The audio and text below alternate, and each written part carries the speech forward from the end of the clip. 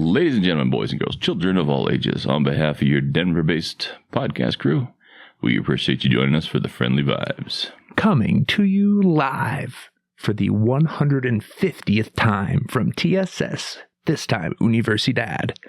It's Top Shelf Studios, baby. I'm so grateful for today's guest being here with me. One of my oldest friends in the world, a world traveler, a coder, a writer, a reader, a thinker, a talker. Man, this guy bikes, he hikes. Put him in a sock with some rugs and I don't even know I don't know. This guy does it all. Put him in a spot and he'll get out of it. Nathan Inge, folks. Give it up for him. Glad to be here. Thanks for having me. Sorry, I wanted to do a fun intro, but no, I appreciate it. Okay, not great. And thanks for it. Is such a professional setup. I think it's been quite a while since I've been on. Dude, goes way back to I think you were the first like viral ep we ever did. Makana and I was the high school with Maddie and you. I think that was our blow up. Yeah, like episode 10 or 11. That was a fun one. It's been a long way since then. Dude, you are living overseas. You've evacuated the country like Ellen. Yeah, that's right. The charges keep coming out and you're like, I'm out of here. No. You were like, great job opportunity, great life opportunity. You're like, send me to the Netherlands. I am. Yep. So we're in the Netherlands, living in Amsterdam. We'll be there for probably a couple of years. Not a permanent move by any means, but yeah, decided to get out and enjoy a bit of travel. I think the question I always get, especially from folks that live there, coworkers and stuff at my new team, is why? Why on earth did you do this? Just why? Really? Everybody, even there, they're like, why'd you come here? Yeah, because I think the idea is for a lot of those folks, like the ideal is to live in the U.S. Like that's what they're working towards, getting to the U.S. That's kind of the land of opportunity. And so seeing someone come back and live in the Netherlands, they have a lot of questions about it, which is fair. But our reasoning was just to have some time to travel, explore around Europe a little bit, while we don't have any huge commitments or anything in the U.S. tying us down. So no dogs, no kids. Yeah, exactly. You can get on any train you want to anywhere. Yeah, I think the hardest thing has been, of course, being far away from family and friends. So glad to be back here in Colorado for the holidays, seeing a lot of folks. Are you getting any carving up of the slopes, snowboarding? Yeah, we went up to Breckenridge yesterday. Was surprised about how uncrowded it was, which was nice. And the snow quality was pretty good. So enjoyed that. Sweet. We'll get a couple more days, hopefully around New Year. Nice. Before we have to head back. Awesome. Because there are no mountains in the Netherlands is something that we kind of knew about in the back of our head. But I think that was something that if we had to pick a spot to move again, that was something I would consider a bit more. I think the Netherlands are completely flat. Always being around mountains here in both Colorado. You and her are from mountain lifestyles and outdoorsy lifestyles. Right. So there's no hiking, there's no skiing, there's no camping in the mountains, anything like that. So that's been a big adjustment. What have been the good parts of the culture that you've embraced and enjoyed different from America? Oh wait, hang on, I want to go back.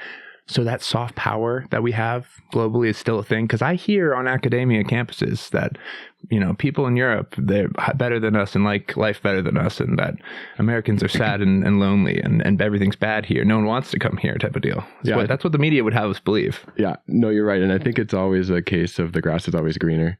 To be honest, that's one of the reasons we wanted to go over there and travel, right? No, it's so cool. Let's see all these different European destinations and have an opportunity to travel, which has been cool. And we'll continue to do that for sure. But I think once you do that, you realize kind of what you're missing out on, back in the US, things like mountains and the national parks and, these spaces to explore. Yeah. Is something that's lacking there. Well, I mean, everybody is just compared to the life that we grew up in Colorado here and what we understand to be normal.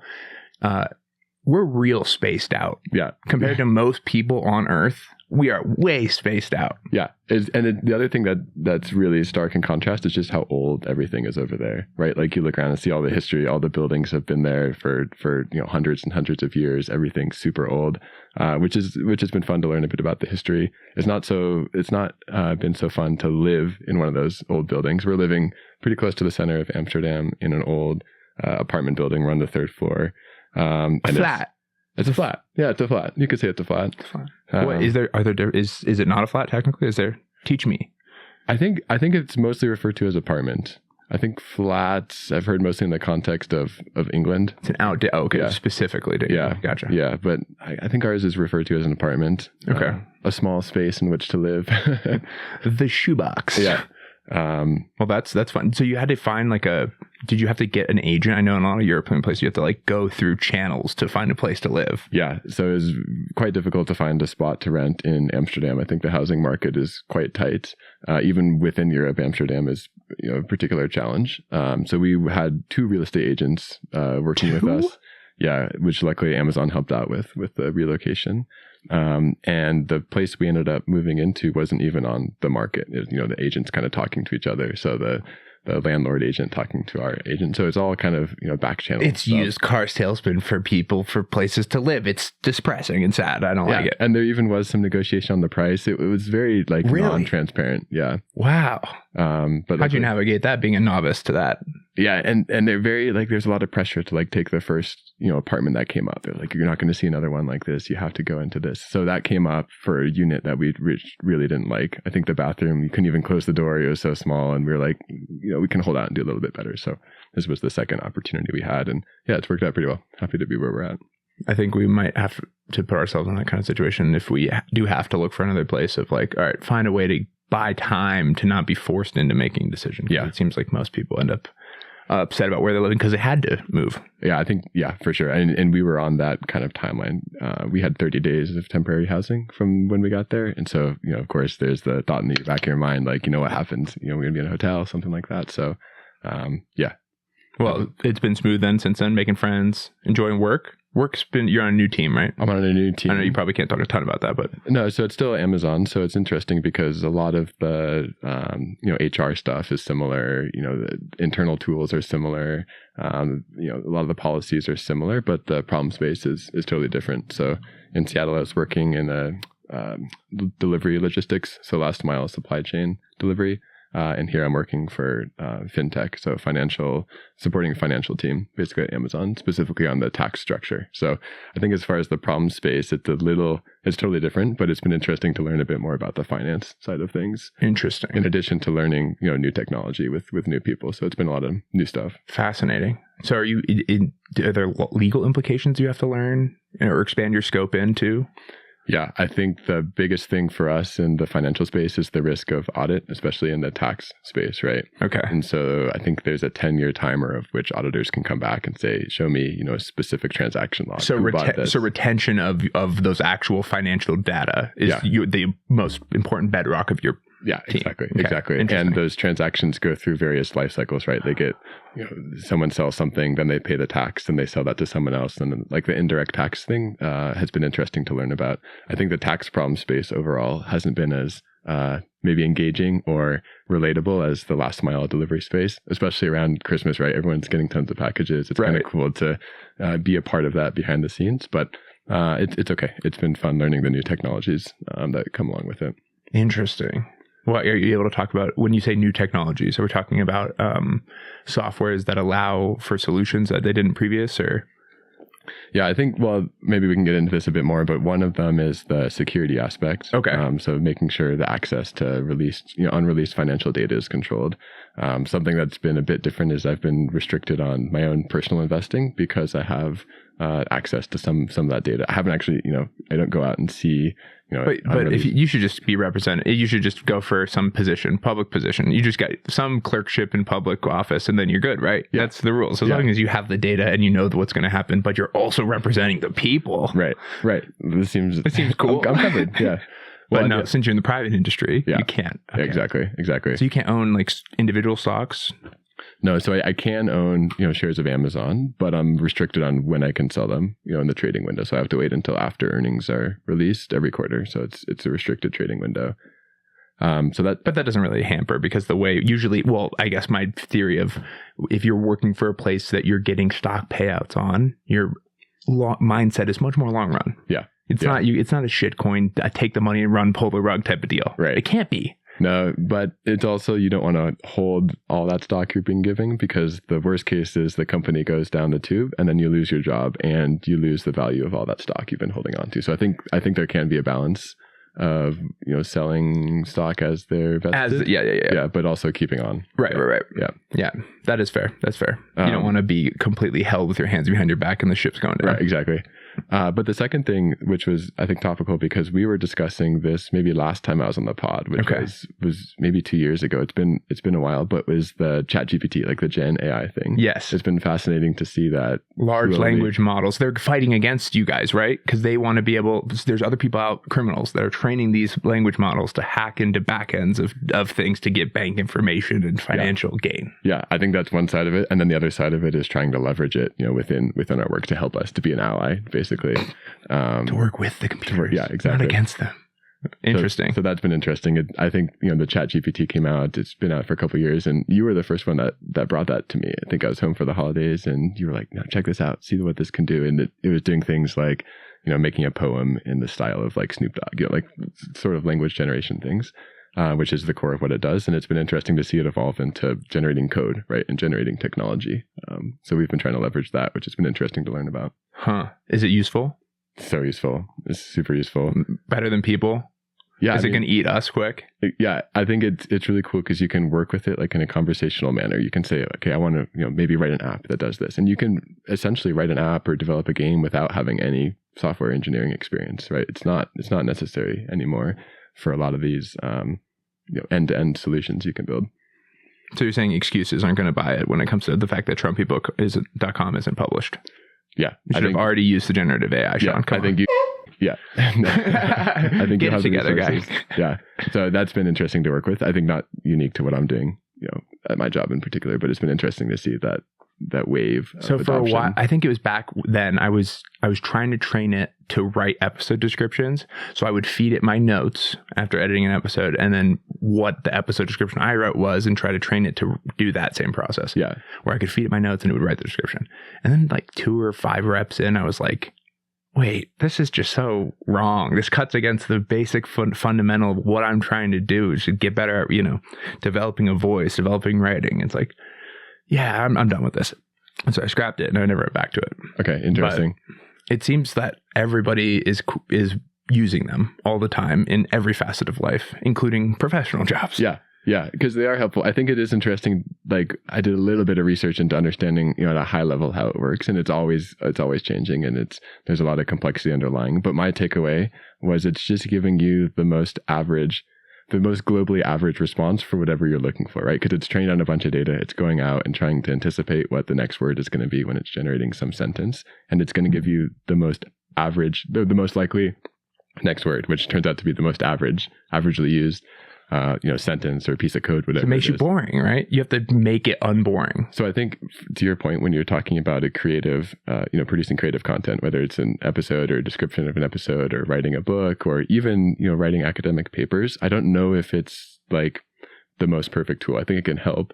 But something like a technology space, like writing code, like you're not writing code to be creatively expressive, right? You're writing code to get be average. Yeah. And you want it. Actually, it's more useful if it's more average, right? Exactly. Because then other coders can understand it. Exactly. And occasionally you want to do something that's unique to have some optimization or something, but eventually that optimization becomes the new average, right? And then it knows about it and can consistently use that to help you write average code, which is what you need in industrial.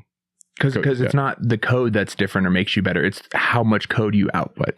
So like when they say, what is it, the 10x coders? These are people that produce 10 times what average coders do. Yeah. Are you one of them? I mean, with Gen AI, I think everyone would be at that level. Everyone would be at the level. I think the other thing that's been interesting about it is in the creative, using Gen AI to output creative content, the editing, right? So like something I've been doing, even writing technical documents, is you write a first draft yourself, and then you go back and like, how can you make this more concise? Can you expand on this point? And then it can help you, evolve a bit of the content you're putting out, but not generate it from scratch. I do find it useful in a scaffolding sense too. If you're like working out a plot or ideas, like you've got a couple things you think connect, but you can't quite find the funny. You can feed those things into it. And try to find the funny. And then try to bounce off of that. Which I mean, I don't know. The pure artist in me is like, that's cheating. It's not at the core of what we're doing here. Like, what are you doing? But it's also like, it's the same as if you used to hang out with someone and do writing, right? I think you can use it as kind of brainstorming, like bouncing ideas off someone. I think the most interesting applications are like conversational. I think that's why ChatGPT is the technology that kind of took off with it. I think the technology has been around for a while, but that interface of that back and forth with chat agent. room style. Exactly. Yeah. Yeah. Where does it go from here?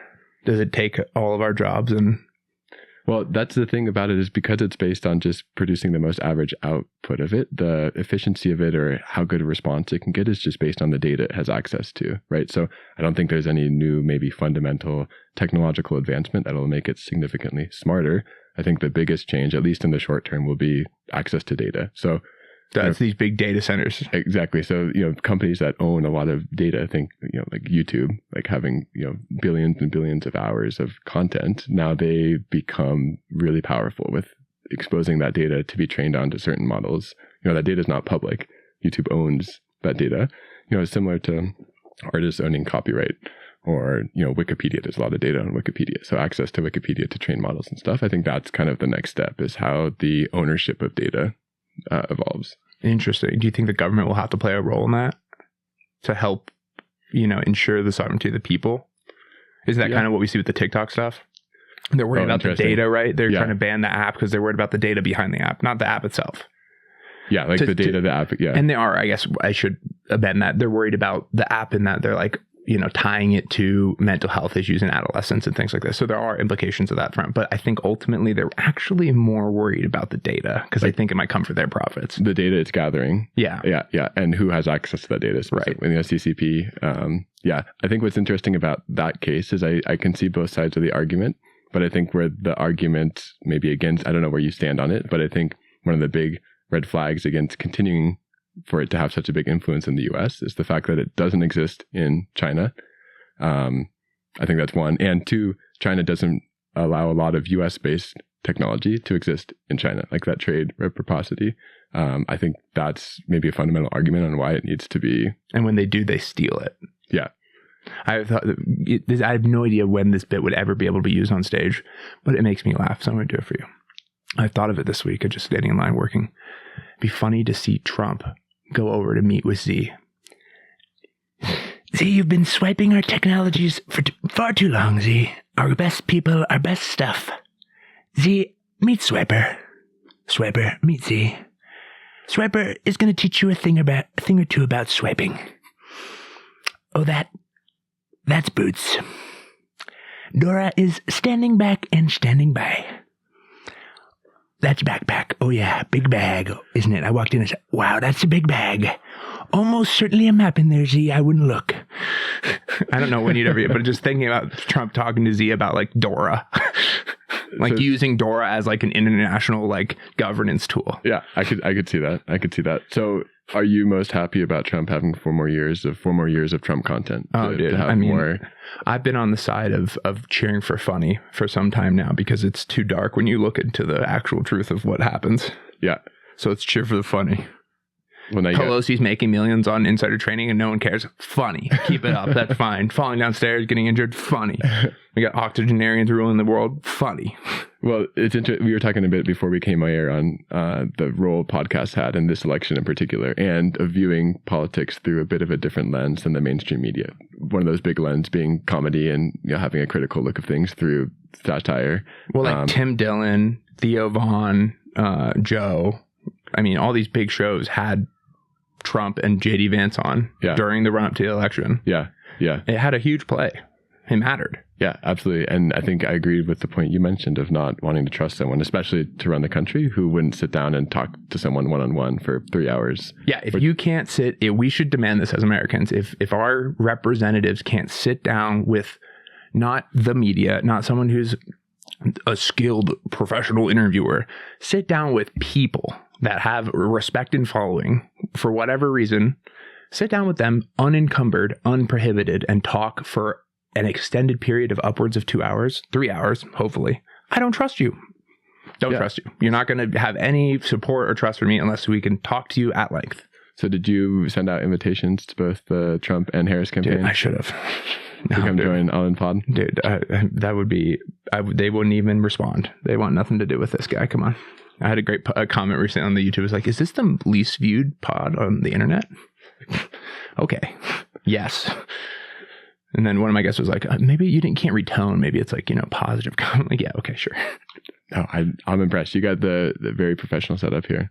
had some really interesting guests over the past 150 episodes. Dude, pretty wild. It's like upwards of 3 years now. Crazy. Wow. I mean, I don't know. You got to do it for a long time before you ever get even decent at it. I'm still kind of suck, so, you know. I don't think so. I enjoy catching up on the episodes. You got the social media game going. Dude, I'm trying to do the clips and stuff. I don't like that. It's like this, it feels like a Faustian gamble or like this deal with the devil where it's like, I know that this is bad and I don't want to participate, but I have to clip it up and make it, you know, weird and viral or whatever, like and for it to even grow. And I don't like that. So the bad part is the clipping part, finding small moments from it, or what makes it negative? Yeah, I don't like what I get out of the pod, or what I think there's value in the pod is, you know, bringing people on and talking to them and connecting with them and hopefully like learning something from them or their lives. It's not this video got this many comments and likes, or this is so funny or whatever. Got it. And like, you have to do that. So it's like, yeah, I struggle because it, you know, someone who doesn't know me will see those clips and judge on those clips. Like, he's just doing this for the views. Like, he just wants to expand versus, it as quickly as possible. Versus, you know, whatever. But that's just part of, you know, people all draw conclusions about other people, and that's just the game. If you're going to be an entertainer. That's what comes along with it. Well, that sounds like something that can be outsourced maybe to Gen AI. I don't know if you can feed it like an hour, 2 hour long episode and say, pull the most, you know what I mean? I think you still have the, Yeah. And so that you can, but then it's like, okay, is it okay? Is the time saving using that better than just like picking and doing it individually and the learning? Okay, now I know video editing. Yeah. Like, oh, okay. Now I can video edit across 3 different, you know, tech softwares or whatever. Right. And I've learned these through nothing else but doing a podcast for nobody or whatever. Right.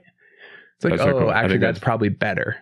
It sounds like the best way to learn new stuff, right? To do it for something that you're passionate about rather than, you know, maybe a university course, which you could be passionate about, you know, that's why you're at university studying, but something having, you know, you're personally invested in, a little side project, which has become not so little. Yeah, so like the book, dude, like learning about fucking self-publishing and how, you know, to design a cover and tons of stuff that I would never even come across in life unless you do it. So I think I'm on the team of do things, not because you think your presence in a place will equal an outcome. That's foolish. Just to do it. Yeah. So what's next? I don't know if you want to give away any big secrets, but you've been talking about the pod for a while. I know you and I have talked about the book for a while, and it's been amazing to see that come to fruition. Okay, there's got to be something else kind of in the back of your mind, something else kind of bubbling. I had this idea this year, but I don't know if it will come to fruition anytime soon. But I think it'd be fun to do a Bourdain style kind of show, looking at specifically U.S. Americana culture, where you go to small places where there is one restaurant and you eat at that one restaurant in middle America, and you find a way to tell like vignette little stories about culture and people through that one restaurant. Okay. Right on. We've been watching a YouTube channel. You may have heard about it. Beard Meets Food. Oh, no. Okay, so it's this English bloke. He's got a really big beard, and he does professional eating. But he doesn't do, you know, contests or competitions. What he does is he travels to really small towns around the country. He travels to the US quite often, but also in Europe. And he finds these really small diners that have these, you know, eating challenges. You know, so eat our entire 3-foot long chili cheesesteak with, you know, 10 pounds of steak on it and get a free t-shirt. And that's what he does. And so he films himself, you know, walking to the diner. Hello, I'd like to try your 3-foot long Philly cheesesteak. You know, films himself eating it. But what's really interesting is he also has a camera that's pointed, you know, away from the table. So he catches, you know, glimpses of people coming in and out of the diner, you know, the waitress coming over to ask how he's doing, talking a little bit about the restaurant. And I think it's been really interesting to see these small little diners in these small little towns, the differences in all the culture there. I like that a lot. Beard versus food. Beard meets food. Beard meets food. I like that. That's cool. I'll have to check him out. Wow. What does he film on? Do you know? Did he just do it all himself, it looked like? Like a Survivor Man style? Yeah, so he's got a big, you know, camera set up on a tripod right in front of him, so he gets the, you know, the frontal view. You see all the smashing and gnashing, and then he's got, I think, like a GoPro that's facing away from him. And I assume he does editing and stuff himself. He just goes on these road trips in the US in particular. I think it's funny because he's probably burned through a lot of the places in England that have these, you know, colossal items. There can't be that many, right? Whereas you can go pretty much any town in the Midwest. I think it's where he's focused a lot of his travel on, or the South, you know, barbecue style challenges. So yeah, I think anyway, what's interesting about that is the differences in culture. I love the internet for that reason. And like, our generation, it kind of pains me to see when people feel like they can't just create or do or whatever. Like, why does it have to be a certain thing or whatever? Like, you know, like for a while, like I knew Alex would be a great, AK would be a great guest of the pod. And you push back for whatever reason. But then he came on, it's fucking great great conversation, super fun times. And so it's like, okay, I think we do this a lot, and I'm guilty of it myself. Build this up in our heads to be something it is not really in execution, and then we're like worried and consumed, and we don't do the thing. Versus we do the thing, we learn it's actually like not what we thought it was. There's way more to it than we thought. I mean, that's how comedy was. I watched all these Netflix specials for years and thought I understood comedy, and then I was a door guy in Cedar Rapids, and I was like, I didn't know anything about this. There's a lot more behind the scenes. It's crazy. Yeah. And life's about, like, I think getting those experiences. That's what keeps me coming back for more. So how doing new shit. I think a lot of people, watch YouTube videos and see someone eating a lot of food going around the country. One of my other favorite YouTube channels is Foresty Forest. And he's just this guy, he's probably in his 30s or 40s, and he lives by himself in a van in the Canadian Rockies. And he just films himself doing really wholesome, hikes, during the winter he skis and stuff. And then the other half of his content is he has, cooking. So he has a crock pot in his van. So he always films himself cutting up the chicken and giving away his recipes. And it's just really like wholesome, well-produced content, which is fun to watch. But I'm curious, how do you connect the dots between seeing things like that and then actually motivating yourself to go out and do something like that? To your point, learning there's a bit more in about comedy, but then in order to learn that, you actually had to put yourself out there, work at a comedy club versus continue to just watch YouTube videos. Yeah, it's super. That's a really good point, because most people, when they're at that stage, they're not at the stage of, already trying things. They're in a rut. Yeah. Yeah. So if you're in that depressive rut, how do you kick yourself out of it? I think the first step is finding ways to like make yourself get out. So if it's a job that makes you interact with people, interact with something that gets you excited, whether, you work in a movie theater, you like movies or whatever. And then you might meet someone at that movie theater that's studying film at the local college or whatever. And I think that kind of like secondary, tertiary, like I just need to get myself out of where I am physically located to be amongst other people. And I think a lot of the structures of places where we used to have those type of organic communities is kind of crippled and fallen down. And so it's harder. Yeah. Because there's no Friday bowling league, or, the neighborhood bar isn't somewhere that young people are going to like kind of meet or collaborate always, maybe. Yeah. So you kind of have to do a reverse engineering maybe of like, what are the things that I'm liking about these people? Where might I find people that also carry those characteristics? Where can I find those near me? Yeah. Another thing I'd recommend if you're like in a rut, like, and young, like move away from home. Like just locationally. I mean, I'm sure you've experienced this, like just going somewhere unfamiliar and resetting and having to work through that. I think it builds a lot of confidence. Yeah. I think just having that feeling of unease, like trying to seek out that like uncomfortable feeling, right? I think everyone has a different level of what they're comfortable with. And then like what is over the line of, maybe I'm not so comfortable with that, and just finding that and continuing to push that, I think, is interesting. Well, I think I've gotten luckier with doing the pod, but when I got to go out to Moab and do a show, we were trying to sell the room and walking up and down a hot street, but there's like a millisecond or half a millisecond of like resistance to like invite someone to come to the show. And then they are excited and want to talk to you, or maybe they can't come to the show, but they're still, if you're being a kind, charismatic person, they're engaging with you. And there was no reason to have that resistance. And so I got to do this with Riley and like show ourselves through doing the thing that's like, oh, this is not as scary as we thought it was, and filled up the room both nights. Oh, sweet, cool. Well, I think people are so receptive to like that genuine excitement that you exude, right? When you go out and see that you're behind this and it's really something you're passionate about. I think it's that's how you can kind of break down those barriers between folks. I think that's something that's been interesting about trying to meet people and get out within Amsterdam is. I think there's a bit of there's a bit of a larger barrier to break through to make those connections. I think first, not speaking the language natively, or being Dutch is one. I also think the culture there is a little bit more closed off. I think the friend circles are harder to break into. Ari's had a lot of success meeting friends at her program, but it's been mostly, other Americans who are there studying as well. I think she's starting to meet more Dutch folks there, but it's a bit harder to kind of break into those circles. I know work was kind of like remote for you at many points, but is the work culture different or better, worse? Yeah, I think it's similar. Outside of work, I guess I should say, like the social aspect of work culture. I think it's been lesser. So like there's less of a desire to go out and like, get a beer or something after work. Right. I think what's also interesting about my team is there's one Dutch guy on the team. Everyone else is, also expats living in the Netherlands.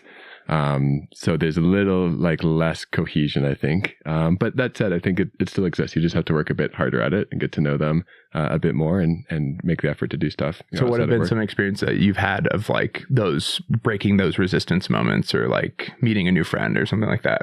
Yeah, I think, there's been a couple of folks on the team that I've been able to connect with and, go over and, have dinner at their house afterwards and, go out for a beer after that. So I think those moments do exist. And I think they kind of snowball, right? As you start making those connections, it's easier to expand your circle a little bit.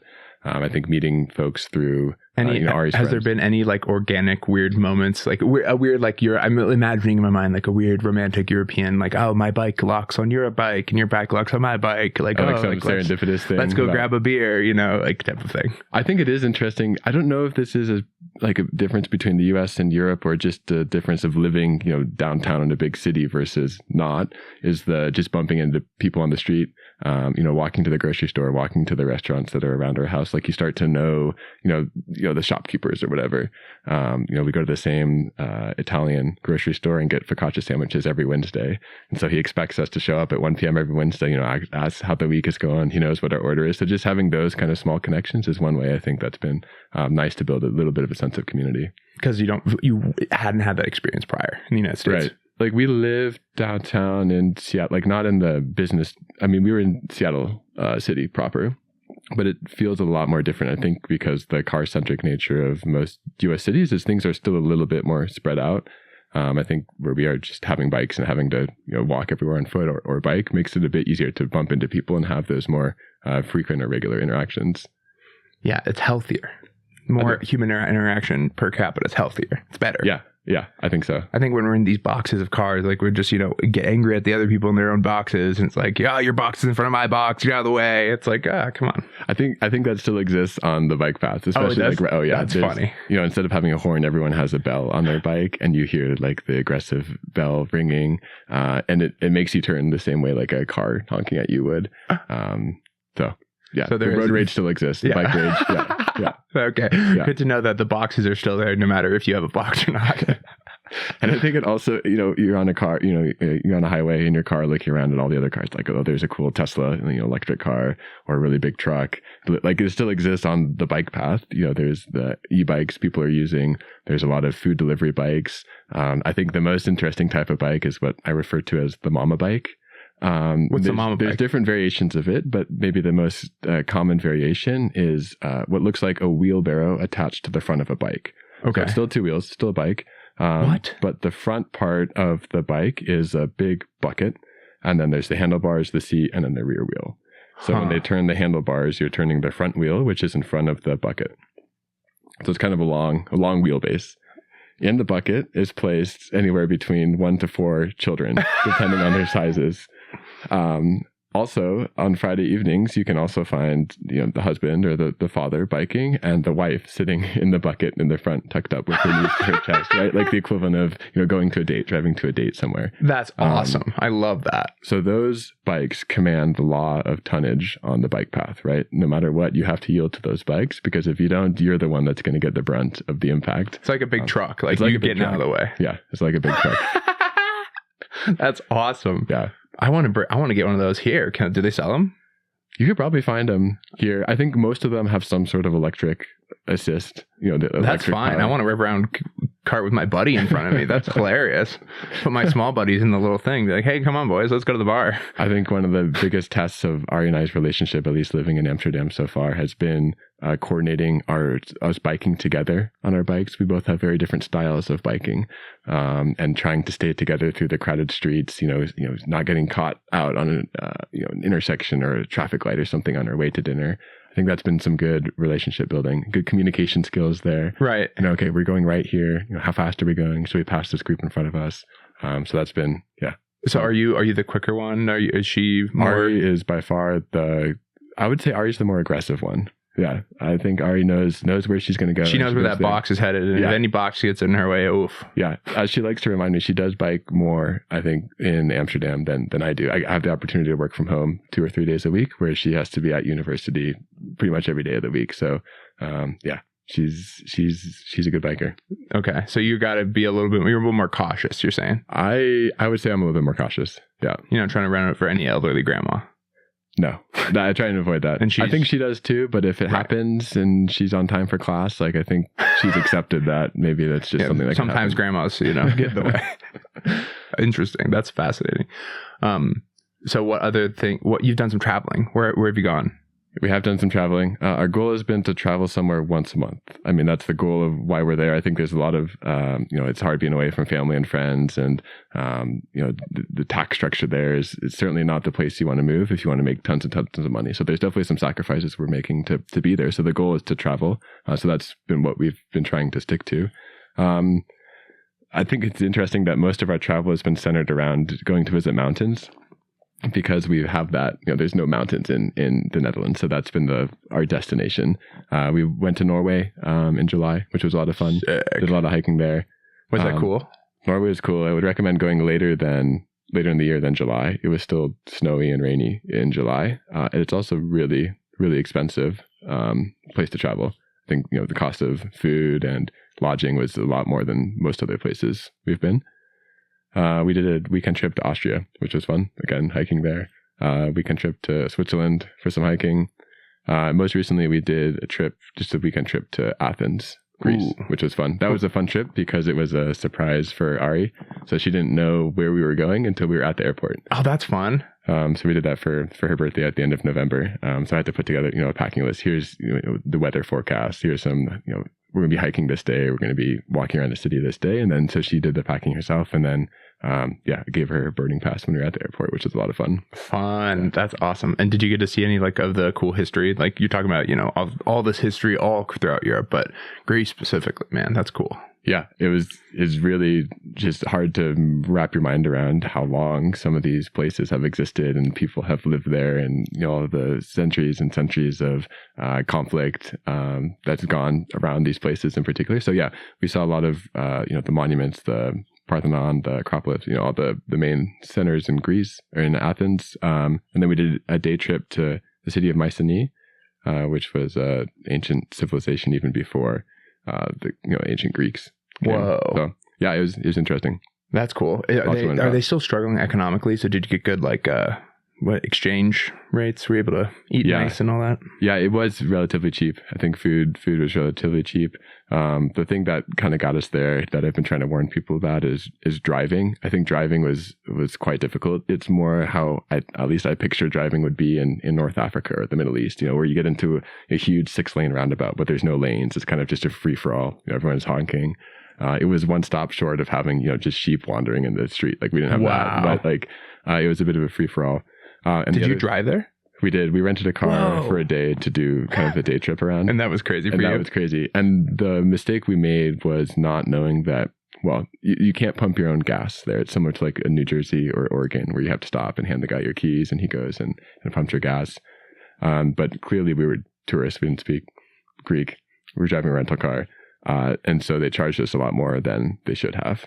They kept the meter on the gas tank from the last time someone filled up. So we came and they just added on, the cost. So anyway, we didn't catch them beforehand, but the next time we filled up, we knew to keep an eye out for that. But I think driving was the hardest part about it, between the crazy streets and then the navigating the gas. Wow. So mostly train trips or weekend plane trips then, or? We've done some train. I think we picture doing more train than we've done. We've done mostly flights. Have you been up to Haarlem? We have been to Haarlem. I like Haarlem. Yeah, it's cute. When have you been there? I was there on my May term. We took a train day trip up to Haarlem. Okay. I like Haarlem. Do you like it more than Amsterdam? Amsterdam's fine. Amsterdam's nice. Yeah. I like Amsterdam. Haarlem's cool. It at that point in the trip, it was kind of like a just change of pace. I liked the change of pace. Okay. Yeah, when my parents came to visit, that was the first place. I think we went there for the Saturday market. It's quieter than Amsterdam. I think it's got cool architecture for sure. It's a cool place. The churches are sick. So cool. Yeah. Just old architecture. Man, I'd be getting hit by other bikes all the time because I'd be looking at stuff. Right. Stepping into the bike path. All the time. So what is on your travel list for this upcoming year? I know you got big plans towards the second half of the year. Trying to figure out before that. Hopefully maybe trying to do like a bachelor weekend something, but like it maybe won't come together. Who knows? Okay. But then if not, maybe like something in the mountains the week of the wedding, just casually with the boys. But yeah, no. And then honeymoon, we're kind of thinking we're kind of in between what we're going to do. But I think something in Europe is kind of where I wouldn't be bad just traveling around the United States either, but yeah, I think we do want to make the most. Partner's a busybody, so sitting in an all-inclusive, which is fine with me. I would love to just sit by a pool and drink all week, but I don't think that's going to be the move. So we're going to be that regardless of where you are, is it going to be a more moving around? I think it should be moving around, seeing stuff. So okay, which is fine, but I know we're going to have a lot of stress and whatnot pulling off the wedding. So I don't know, whatever.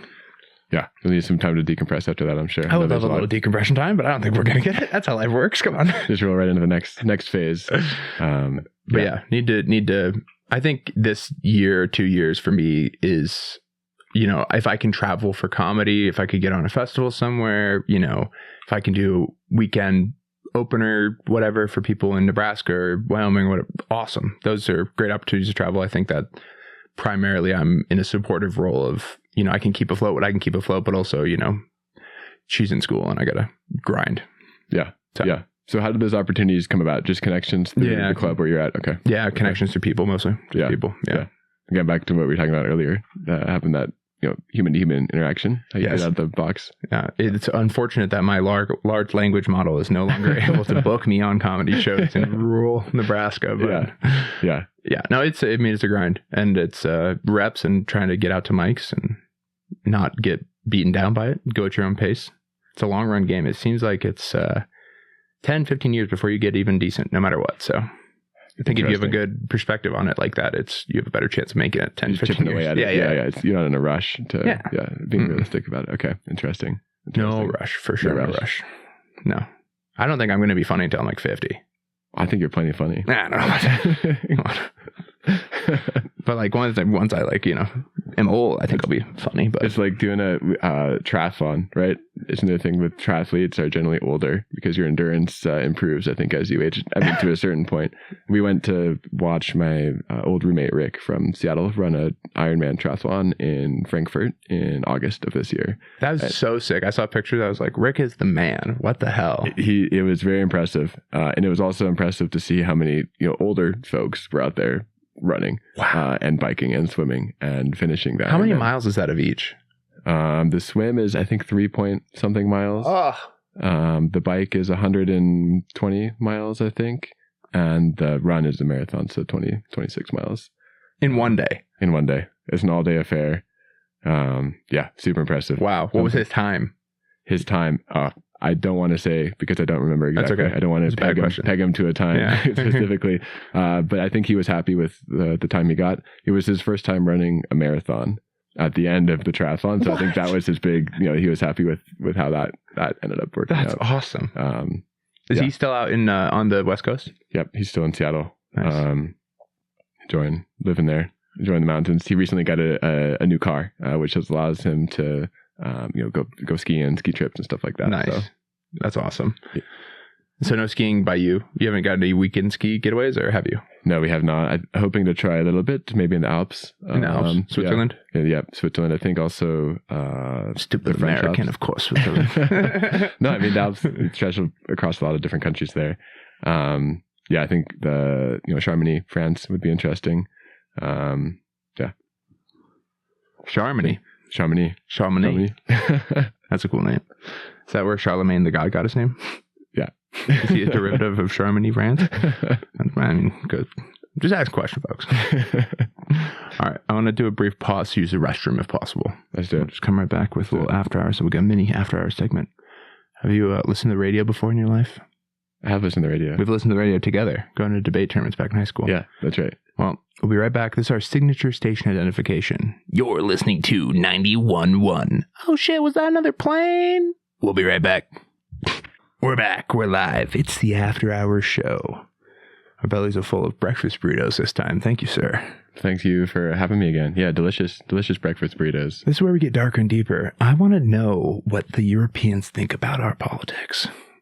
Have you talked to these people? You talked to any real Europeans? Well, it's interesting you ask because you're talking about differences in the work culture. I think it's aside from the work culture, just the culture in general. I think they're very direct and open about asking things that would be considered off limits. I think here. Excuse me, I got a fart coming by. Well done. It's a big one. I heard the beep earlier. It's just my backside, folks. Keep going. Sorry, work culture. Well, I think that's very topical considering things that are, outside the workplace. Someone's working on Christmas Eve outside, folks, in a big truck. I'm just saying, America's eating your lunch. You're up. I guarantee you no one's on the streets fucking doing construction. Just saying. Yeah. America by 1,000. That's my bet. They're very open about talking about, one is like your salary, like your promotion process. That's a very topical lunch conversation at work, which is something that wouldn't happen normally here. Oh, I'm going to make this much next year if I get this job. Yeah, exactly. Or how much you make now. Like, I think it's very open to compare that, which is interesting. But I think the second thing is politics. They love talking politics. And again, it's not a generalization. I don't think it happens everywhere, but it comes up quite a lot. And it's interesting. I think the view on politics, I think Europe overall is a bit left leaning. Mm-hmm. I think the Netherlands have what's labeled as a centrist right government. But I think even that is a bit more left of what we would consider center right here in the US. But I think the immigration policy is something that Europe is becoming more conservative on, I think. But it was interesting to have conversations with folks in the lead up to the election. I think similar to here, people are very, very polarized over there. I think in general, there's a bit more fear about Trump being elected, in particular with his comments about, NATO, pulling back from NATO, spending a little bit, having less reliance on the US from a European perspective. So that was a bit interesting to hear about. What was your perspective as an American living in Europe? It had to be complicated, I imagine. Yeah, it's certainly complicated. I think I've been trying to navigate the tax structure of Netherlands the most. That's what I've been focused on more. So, we don't get to vote there, obviously. So there's nothing that I'm invested in as far as the political outcome other than what's impacting us financially, as expats living there, studying and working abroad. So that's been my... So you're getting no representation, full taxation. Exactly. You throwing tea in harbors? Or come on, man.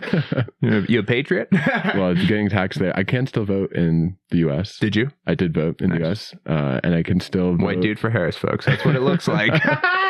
Come on, these are just fun jokes. These are fun jokes, folks. But what is funny is you vote at the address that you last lived at before you moved out of the U.S. So I last lived in Seattle. So I can still vote in the local Seattle issues, which is funny. That's fascinating. So before, when I lived there, cut tax, what's cut on tax, the ballot no now? Tax, raise tax. This year I was looking at it, 50% increase in sales tax to support national parks, support. 50% increase in sales tax to support XYZ, support. It's not my tax money going there. I'm not getting taxed on it. No, but it has been interesting to navigate. I love it. You go, yeah, no. You're like, I joke, but let's be real, folks. I kid. Policies impact lives. I vote no. I was doing a joke this year of when I went to vote, I went in person. They give me the paper ballot. I didn't want to use the machines. They give me the paper ballot. I want to scribble it on. But then I get to the judges and I'm like, oh my God. A lot of fucking, and I'm voting no, right? Because I believe we should keep the bar high by recycling the bar.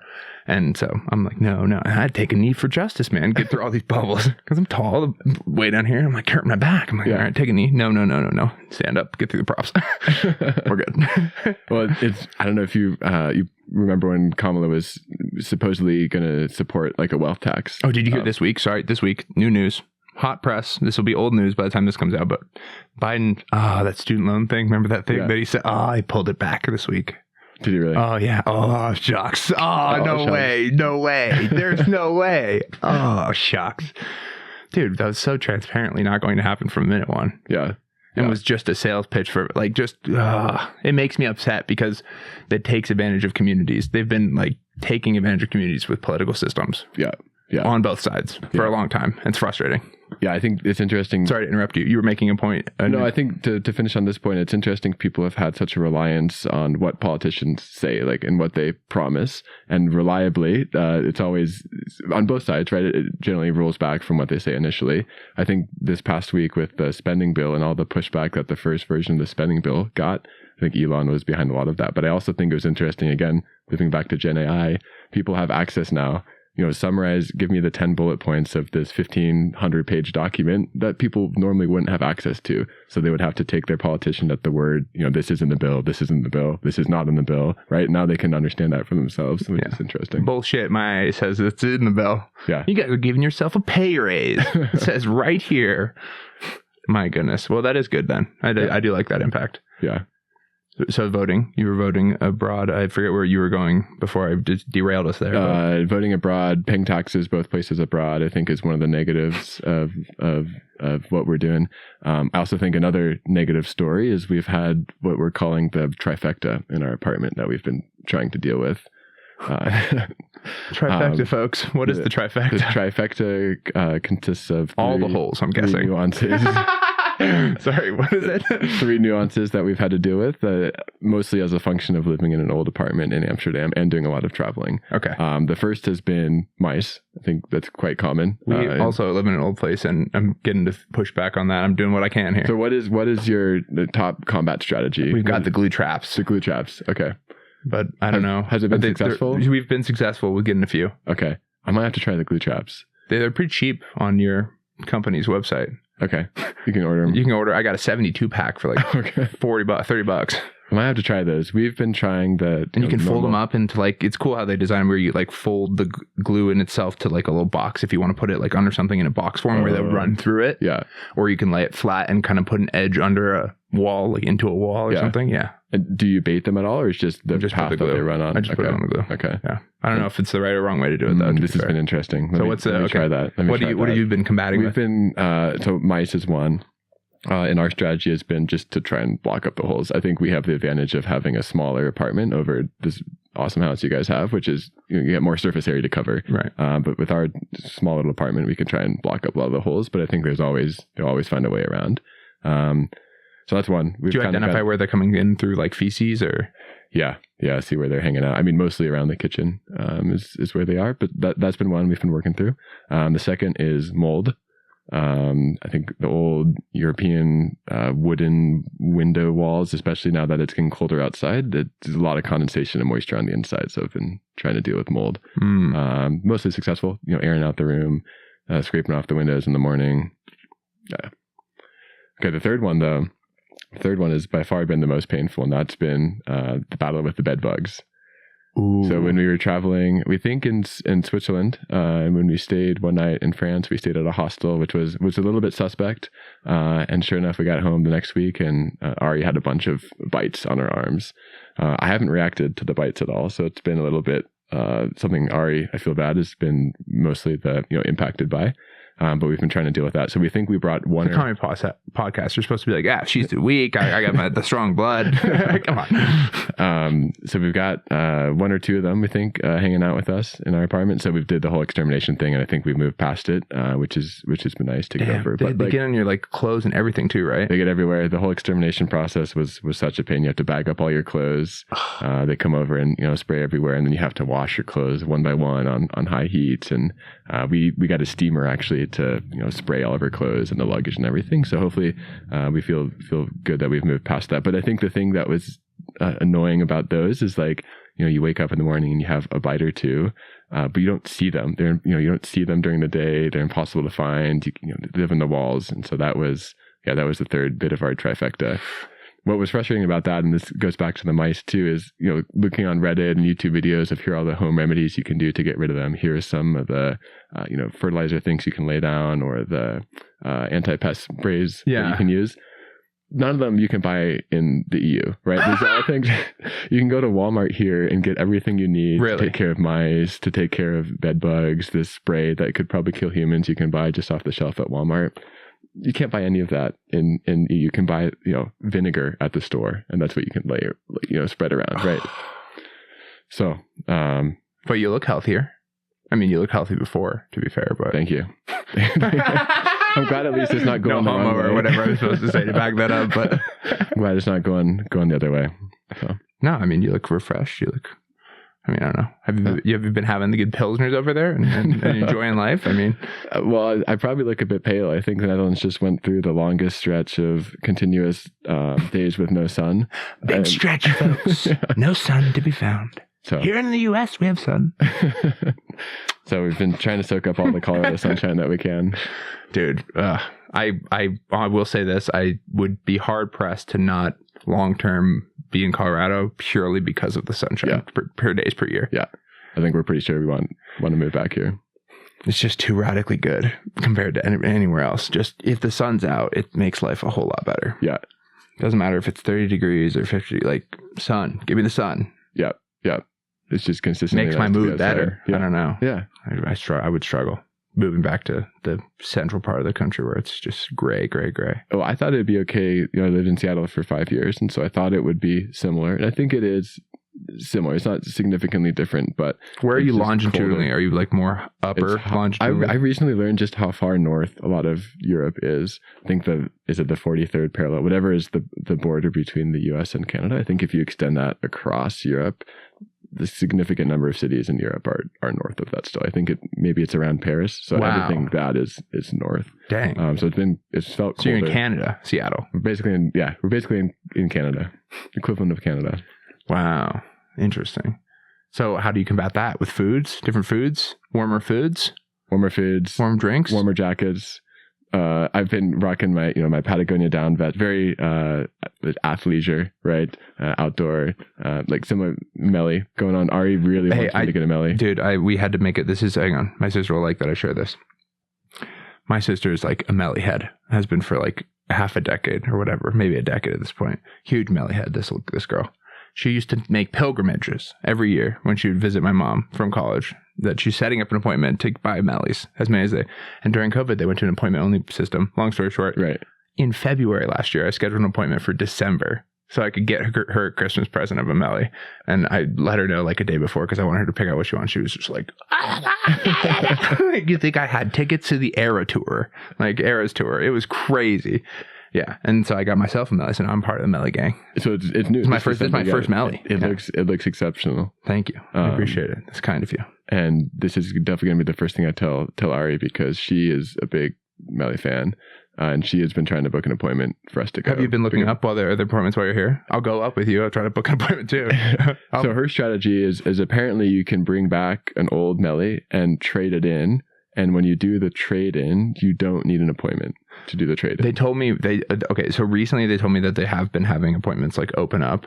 So while you're here, maybe try, we can do this off air before you leave, but we'll look. Because they were, when I checked, after we went up, the next few days were open. They had openings, like last second openings. Okay. Interesting. But how do you feel about... And I also think if you walked in and said, hey, listen, here's my story. Yeah. I'm from the Netherlands, blah, blah, blah, blah. We want to just buy 2 items. We're not going to break your balls. Yeah. There's 2 of us. We'll get just 2 items between both of us type of shit. They won't, they'll be down. I bet they've heard They're kind, dude. Stories. They're just people. They also just, you see them making the stuff there. I like it because it's like, oh, the jobs. I see the jobs. Yeah. Like, oh, it's expensive. It's quality expensive, but here's the jobs. Right. And is that the idea behind the appointment system? So they can keep stock, right? Yeah. Okay. They always want to have stock, and they always want to have people that they can be making new stuff. And I think. Okay.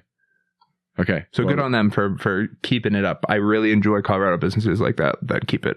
Earthwormer's in my blood, so. That's right. Melanzana is in line with that earthwormer type Colorado business style. Yeah, down in Colorado. Okay. Well, let's look up appointments because I might need to get one. It looks really good. It'd be an elite Christmas gift from Tanya. You'll get the same reaction. You get the comment. Yeah! And they switch the colors out pretty frequently. Yeah.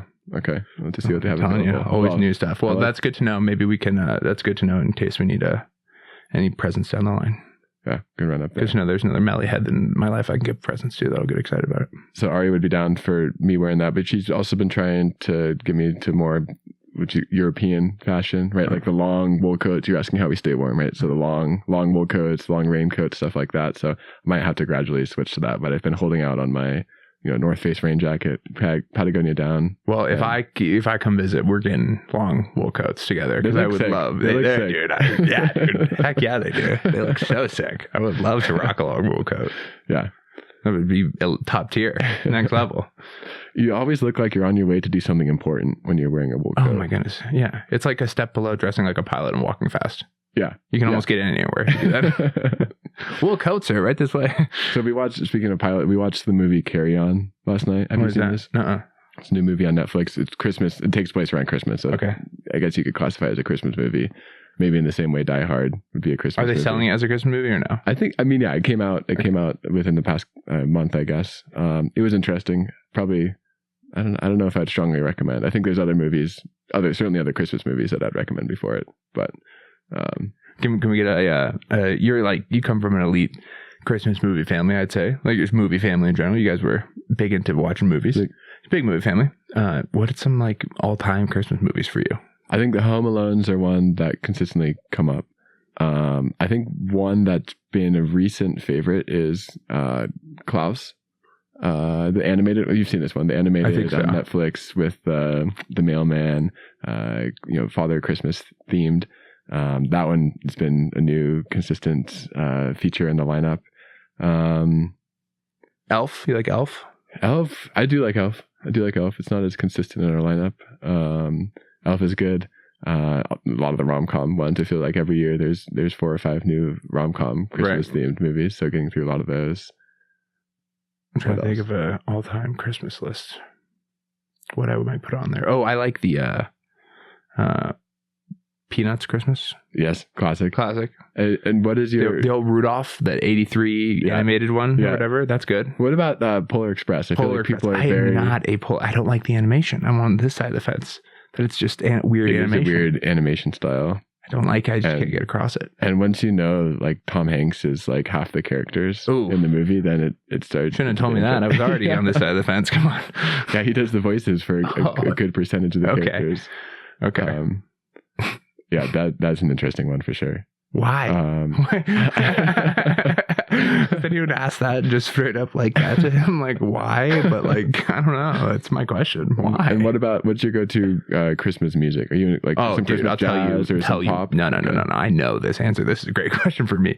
I have an answer to just this question, nothing else. Vince Guaraldi's Christmas album. Yes. There's one answer to the question. That is the album. End of discussion. Yes, the best album. You can do anything. You can cook to it. You can study to it. You can drive to it. Have a conversation over it. Anything. And you always find yourself tapping your feet. It's the kind of music that's on in the background. You don't really acknowledge that it's there until you think about it. And then you notice you're tapping your feet. And the instant it turns off, things just get a bit more sad. Yes. Like and you could always, if you chose, slip into vibing with it at any point. Yeah, exactly. There's one song, I think it's Christmas Time on the Peanuts album that has children singing in it. And some people I live with, the one other person I live with, really doesn't like the sound of that like high-pitched children singing. So just that part of the album. And so that part we have to skip. So I've been trying to like figure out how I can like automatically skip over it or move it to the time. Because it really is, it's just in the background. And then all of a sudden there's a request to skip that comes. So I have to... Maybe I wish you just put that at the end. Maybe, but it's a good album. But that's a decent. We can't get over that hump. It's too much. The children's voices. I think it's too much. Wow, that's tough. Kids, I'm sorry. I just want to give a shout out to the Vince Guaraldi Christmas album, Children. I'm sure you're adults now, but I'm sorry for this loss of a fan. Your voices should have been more quiet. Should tone down the voices. It's too much. Yeah, hopefully it's actual children behind it. And not what if it was just Tom Hanks? Oh no, Nathan, don't look into it. Okay, well we're recording this on Christmas Eve, so Merry Christmas to you. And what are your plans for the holiday? Just vibing. I'm gonna go over to someone's house that's having me I'll let me piggyback on their Christmas for an afternoon meal. So that'll be nice. Right on. Shout out to Anders. Okay. One of my managers at South. Yeah. Good Wisconsin family I'll be having Christmas with. Oh, that's a Midwestern. Good Midwestern family. Yeah. If it right. Can't go wrong with that. Can't go wrong with that. It's been a pleasure, man. I don't want to hold you up, and I want to be able to... Let's look up this appointment. Go support Melonzana. They're our sponsor for this show, even though they haven't given us anything, but They'll be a deserve it. sponsor if they allow us to go up there this week. How about We that? can go up there this week. Yeah. You let them know. Yeah. Well, you are wearing their apparel, so. Was No, I? but- I don't think I was doing this back when you were. Oh, keep going. Sorry. No, I was just gonna say thanks a lot for having me on. It's been very I miss you, special. man. Yeah, I know. I think that's the hardest thing about being away, and looking forward to coming back and valuing these opportunities to get to catch up. Well, I know that we always slip right back into where we left off. Yeah. So. Yeah. We got the lifelong thing going on, him and I. So, Absolutely. well, we'll keep it. I haven't fucking been able to like call you or keep in touch. I feel like a bad friend, really. So No, I feel like that because I know you were trying to leave me, I think, a couple voice messages, and I just totally forgot that I wasn't getting my old US number. I'm sorry. I had like 2 or 3 voice messages. Like, Yeah. Hi, the show. I felt so terrible. I hope you're having fun. I see your pictures you're posting online. You look like you're having fun. So I'm glad we got that straightened away. But So yeah, always staying in touch. Yeah, dude. Yeah. You'll be back. I'm wrangling you back to the United States. Hopefully sooner than you would have come otherwise, maybe. It's the perfect. I don't need It's a good an excuse reason to come back here, but it is the best reason to come back to celebrate. Oh yeah. Hope you've got some time off accrued. No, yeah, absolutely. No, not at all. No. All right. Well, have you heard of this silly little country called England? Yes, I have. You have? Yeah. They got this thing called knighting. Okay. You're pretty close to them over there. Okay. They do. They make you sit on and you go call them sir. Okay. Well, here at Top Shelf Studios, after a long form conversation, I'm doing the hiding. Because all my life, people have been like, hey, can I get a couple inches? You mean, we did debate tournaments. People were like, basketball court's over there. You know? Okay. Wear your sneakers, you know, type of thing. But I've come with this prefrontal lobe sudden upon me. This is just a vessel. These are just meat suits that we drive every single day. Sure. We seem to judge each other on these things, maybe more than what else? Nothing. Black, white, colors, height, size. It's just very silly. We're much more than this vessel, much more than meat sack. So after a long form conversation, I am pleased to give you a heart height. How tall do you stand physically, sir? 6 foot. I heart height thee, Nathan Inge. 6 foot. CX. That's a 6-inch heart. Positive heart differential, folks. It's a large heart to drag around through life. So I'm glad you have a good foundation of how to see and approach the world. You have a great family, and I have a huge love for you, man. Thanks for being here, and thanks for being on my show. I'm my honored. silly little show that you were one of the OG guests of. Honored. Thanks for having me on, and much love always. You can't find him anywhere. He's gallivanting around Europe, but don't forget to like and subscribe. Fuck off and be well.